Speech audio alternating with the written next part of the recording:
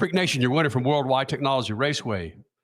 Kyle, don't call me Kirkwood. Back in the Freak Nation. Looking at your face, you are still sunburnt from Chris Blair's freaking flare guns on the backstretch of Worldwide Technology Raceway. Those explosions. I don't care how many times you're told about it, my friend. Did you know any drivers that shit their pants when they heard and saw those? Oh my gosh. I mean, you're prepared for it. You know that it's coming. But this year compared to previous years, it was insane. Like the heat that came from the pyrotechnics are just like, it feels like I would love to see the data on it. Like if you could see how hot everything got inside the cockpit just for a split period, it's probably insane. I mean, like for instance, I was wearing a photochromatic visor, right? Which changes in light, which was something new Bell Helmets has brought in. And it's great for those races where you start in the daylight and then it goes into the night. So you start with a darker visor and then it goes away. But at that time of day, and given it was cloudy, the visor was already still pretty light. But when those fireballs went off, it actually darkened the visor for a few seconds and then came back. I mean, like everything just lit up, like it lit up the entire track. And I don't think cameras can do it justice, because when I watch back on my onboard and see it, it doesn't look like that big of a deal. It definitely does still, but in comparison to what it felt like in the actual visuals on how bright everything got, it just like felt like a nuke was going off next to you. It was insane. Kyle Kirkwood joining us here in the Freak Nation. Crash and I were talking about this earlier, and she was curious why Ryan Herta is in your ear versus his son. And I just looked at her going, no shit.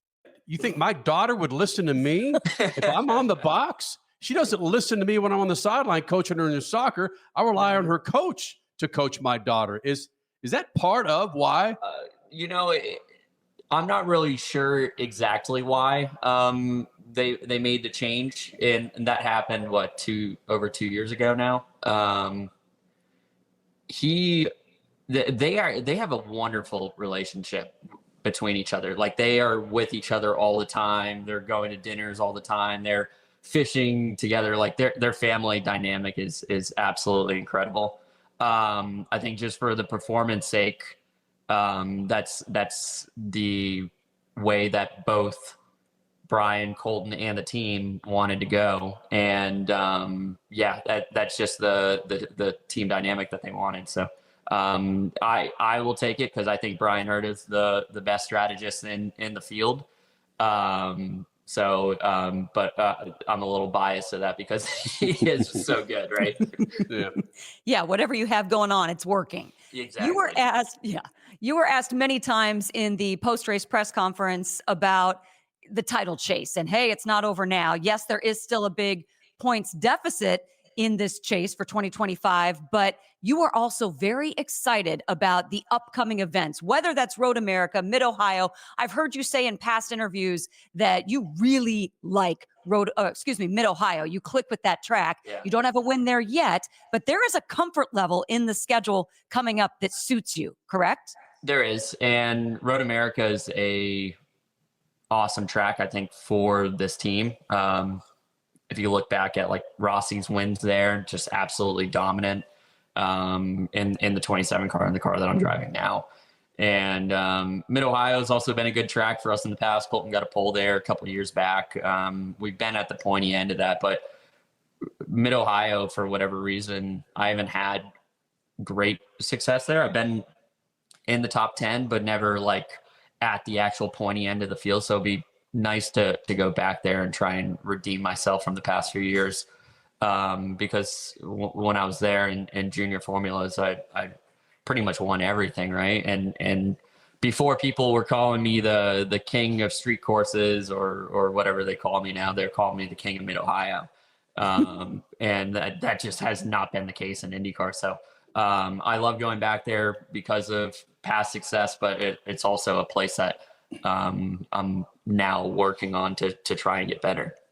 Well, that brings up a really good point, and I'm not convinced that all fans really understand. Yes, you won every single championship that you have vied for in your career, and that's amazing. Not everybody can say that even when they get to the top level, but how specifically are things different once you do get to the top level? Because yeah, you can have complete success at a track throughout your entire life, and then all of a sudden you're at the top and it's like, oh, it's different now. Yeah, well, I mean, it's competition, right? Like, it's the competitors that you're racing against. When you're in junior formulas, it's typically one or two or three guys that you're competing against that are really, really good. But once you get to IndyCar, that's everybody. All those guys that you raced against in junior formulas were the ones that were winning at these courses, whether it was 1 or 2 or 3 years prior to what you're doing, all the way back, 20 years, right? If you look at Scott Dixon, in those junior formulas. So, the competition, the talent level is just so deep in our field that what you do that is typically really good in a junior formula is no longer good enough. And you have to keep working at it and keep striving for something that's better than what you've been able to do in the past. Kyle Kirkwood, winner of WWTR Worldwide Technology Raceway. It's a mouthful. Joining us here in the Freak Nation. And unlike people like us that are in the bubble, knows the ins and outs of motorsports series, we're still trying to reach new fans with IndyCar. And I continue to get these questions about people get Formula One cars mixed up with Indy cars. I understand that. But there was also an interesting question that I had from an individual that said, well, who's the better race car driver of the two? And I'm a bit impartial. All right, IndyCar drivers for me for a number of reasons. But from your standpoint, I understand the technology and what side you got to take here. But can you break it down for me and tell me if it went head to head between a top IndyCar driver and a Formula One driver, names excluded, who are the better drivers? Man, there's so many factors that go into that I can't really answer that, right? Like, a lot of the drivers that are in Formula One I've never raced against. There's two different kind of, I would say, mindsets when you look at, or I guess disciplines, when you look at both Formula One and IndyCar. IndyCar, you have to be good at all different types of courses. You have to be good at ovals. You got to be good at road courses. You got to be good at street courses, some of the highest speed tracks and some of the lowest speed bumpy tracks. You got to be really good at to put a championship together. And for Formula One, they're really only racing on one type of circuit. So they are very disciplined in the sense for road course racing and being able to push the absolute max out of it. But then IndyCar drivers, you have to have this discipline of racing all these different types of circuits. And you're answering the question. Just say it, will you? You're answering IndyCar the question. Come on, Kirk. Honestly, Kirk, you just called him Kirk. Yeah, because he had that answer. I can't say. Like, I can't really say IndyCar drivers are better than Formula One, because how would that be truthful if I've never raced against 90% of the field that's in it? So, I raced against George Russell, Lance Stroll when I was younger. Previous drivers, Logan Sargent, like a handful of drivers. Yuki Tsunoda is a driver I raced against. And they're all phenomenal drivers. It's just what suits them in certain series, right? You can't say like, okay, an IndyCar driver is going to go over there and be dominant or be bad. Like, I think that it just depends on the driver. And then same for an F1 driver. If they came over here, you don't know if they're just going to be dominant or not, because they're completely different cars in general. So, they're both amazing drivers. And I would say, like, if you look at all the series in the world, if you look at IMSA, WEC, NASCAR, IndyCar, like, those are the best drivers in the world. And they're all in their respected positions because they are the best drivers in the world. And you can't say one's better than the other in all those aspects. So in other words, Kenny, the argument will continue on social media, and we just have to be the better ones to tell the story. Just watch people scream at each other on social media that never raced a car in their lives. That's typically how it goes. It's pretty fun. Hey, All right. Hey, Well, hold on, Crasher. Okay.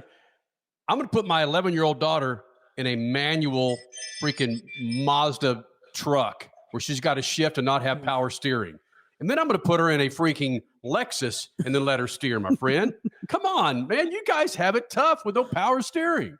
It's not easy, right? Like IndyCar in that aspect is the most physical racing, I think, in the world. I think aside from maybe Supercross or I don't know what MotoGP would be like. I think the guys that are on bikes might have the most physical, but because they're actually having to hold their bodies in every single corner, every jump that they take. But in regards to four wheels, I think IndyCar has to be the most physical because of the heat, the dynamic of the tracks, no power steering, and you're hustling the car too. There's not a lot of driver aids, or there's zero driver aids for that matter. So it is the most physical in that aspect. Well, let's just get down to the question everybody really wants to know about the difference between IndyCar and Formula One drivers. You're pretty good at pickleball. Who would be the better pickleball team, IndyCar team or Formula One? You know what? I haven't played pickleball recently. I haven't had time to do it. If you want to ask who's going to be the best surfer or fisherman, I think I've got that one across all forms of motorsports. But pickleball, I'm not sure about. I'm okay at pickleball. I'm not great though. Okay. Hold on though. You just put something out there. Surfing or fishing. There are some NASCAR guys that think that they're pretty damn good in fishing. You really think you could go head to head with them and pull up the bigger marlin? Well, who are you talking about? I don't even know. Austin Dillon, Martin Truex Jr. Martin Truex. Well, to be fair, I mean, an easy argument would be like when I was young, I grew up on a boat. I grew up fishing with my family from the time that I was. From the time I was in a car seat. I was out there in 6-foot seas when I was 6 months old. My parents strapped me into a car seat and I just rocked to sleep, to be honest. But like, it's been a way of my life. Even when I was like 15, 16, 17 years old, I used to go commercial fishing and I would make money by catching fish and selling it at a market. Right. So like that's a pretty hard argument for somebody to be like, that's my hobby. When at some point that was like almost a profession for me. So it was, Whoa. yeah, I think I got everyone covered. The only person, which he isn't even a NASCAR driver, he's his team owner, is maybe Michael Jordan, because his fishing team, they do all the giant marlin tournaments, which it's not Michael himself, it's the team that he has around him. So I think I still have him covered. So in other words, you were fishing. You were prepping your forearms for an IndyCar at 16 years old, throwing that rod out there in that heavy surf. Yeah, kind of. Okay. Whatever. It's more a bicep workout than it is. It's when I was young, that was brutal. It was both. Commercial fishing is the hardest thing I think that you can do. It's like you're trying to get fish in as fast as you can. Typically, where you're catching the fish, there's sharks everywhere, and you just have to like absolutely lock the drag on a reel and bring them in. And then also, I would go mackerel fishing and pick nets, which is like pretty much like gill netting fish and then pulling the fish out. And that was like some of the hardest thing that I could possibly do. It was brutal. Oh my gosh. Okay, commercial. That I used to do stuff like that. So commercial fishing or driving an Indy car at a bumpy track like Detroit? Well, driving an Indy car is definitely harder. It's mentally and physically straining. But yeah, I mean, they don't go hand in hand if that's what you're asking. It's apples and oranges, but I wanted to know the hardness factor. Yeah. Okay. What was your preferential smoke? Did you smoke some Pall Malls or maybe some cool cigarettes while you're out there fishing? What? No, I did not. You don't even have time to drink water when you're fishing like that. I just wanted to go stereotypical. I had to throw that in there. Yeah, man. Come on. I hear you. Good Lord. Some old Jack's beer and a freaking Pall Mall while you're reeling in, some bottom feeders. I see how you like to fish. Yeah. Seriously. I get criticized all the time for how much I love catfish. What? And fried catfish with tartar sauce. I get the shit beat out of me all the time, and I bring that up. Sorry. Yeah. It's embarrassing. Yeah. Come on. each his own. All right. Hey, buddy, thanks for taking time out. We enjoy it when you roll here in the Freak Nation. And more importantly, we like the fact that someone's challenging Alex Palou this year. We're trying. We're doing the best that we can, right?